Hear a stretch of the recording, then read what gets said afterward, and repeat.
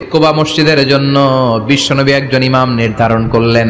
ইমাম সাহেব ইমামতির চান্স পেয়ে প্রতি রাকাতের নামাজে সূরা ফাতিহা পড়ার পরই সূরা ইখলাস দিয়ে নামাজ শুরু করে, তারপরে আরেকটা সূরা পড়ে, আবার দ্বিতীয় রাকাতে সূরাতুল ফাতিহা পড়ে, আবার সূরা ইখলাস। ফজরের সময়ও সূরা ইখলাস, এশার সময়ও সূরা ইখলাস, মাগরিবের সময়ও এই সূরা। সব মুসল্লিরা মিলে বিশ্বনবীর দরবারে যায়, যে বলে নবী কি ইমাম সাহেব দিলেন, কুল হু আল্লাহ ছাড়া কিচ্ছু পারে না।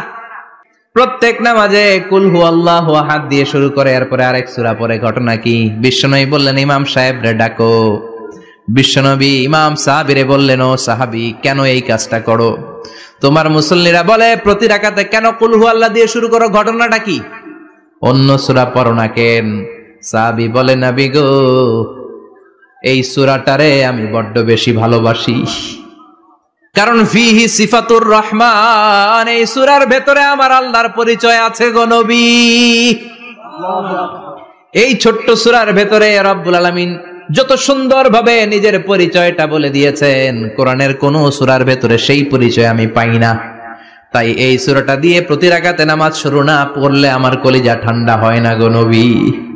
বিশ্বনবী বললেন ঠিক আছে, চেঞ্জ করার দরকার নাই, তুই প্রতি রাকাতেই কুল হু আল্লাহই পড়বি। সুবহানাল্লাহ পড়েন। সুবহানাল্লাহ। প্রতি রাকাতেই তুমি সূরাতুল ইখলাস পড়বা, ইমামতি বাতিল হবে না।